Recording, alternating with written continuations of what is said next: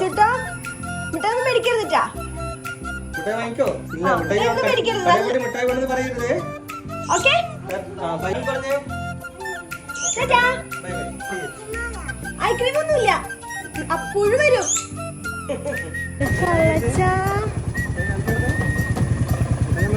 മിഠായി മേടിക്കണ്ട പറഞ്ഞിട്ട്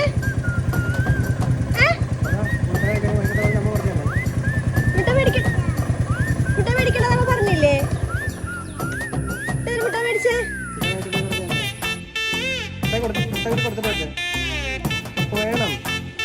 മിഠായി മേടിക്കണ്ടെന്ന്